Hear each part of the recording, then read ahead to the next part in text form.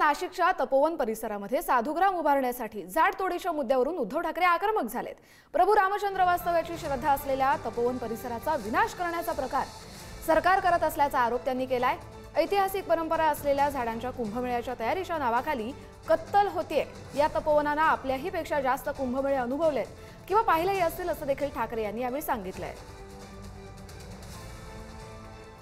भाजपचं हिंदुत्व हे थोतांड आहे। काल परवाकडेच आपल्या माननीय पंतप्रधान यांनी अयोध्येच्या राम मंदिरावरती ती रामध्वजा वगैरे ती फडकवली, म्हणजे तिकडे जाऊन राम राम करायचं आणि नाशिकमध्ये मुंह में राम आणि बगल में अदानी असं यांचं काम आहे की काय? कारण काही म्हणी आपल्याला बदलल्या पाहिजेत। मुंह में रामावर बगल में छुरी असं जे काय म्हणत होतो, आता रामाच्या नावाने ही जागा अदानी हा एक शब्द झालाय कॉन्ट्रॅक्टरचं प्रतीक म्हणून। म्हणजे ही जागा उद्या कॉन्ट्रॅक्टरच्या घशात घालण्यासाठी आत्ता कुंभमेळ्याचं कारण पुढे करून तुम्ही तिथली झाडं कापताय किंवा नष्ट करताय, हा सरळ तिथल्या जनतेचा आरोप आहे आणि त्याच्याशी मी सहमत आहे।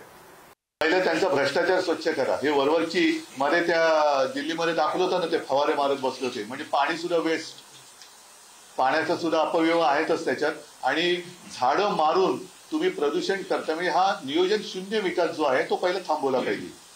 कारण आतापर्यंत आपल्याला जे सांगितलं होतं, मी विकासाच्या विरोधात नक्कीच नाहीये, पण एक गोष्ट झाल्यानंतर एक गोष्ट सुधारेल। कुठे सुधारते? मेट्रोची बरीच कामं झालेली आहेत, तरी ट्रॅफिक कुठे कमी होतोय? ट्रॅफिक तसाच आहे। आम्ही जो कोस्टल रोड केला त्याचा फायदा किती होतोय आणि हे जे काही विकासाच्या नावाखाली जे करतायत त्याचा फायदा किंवा किती उपयोग होतोय हे लोकांना कळते।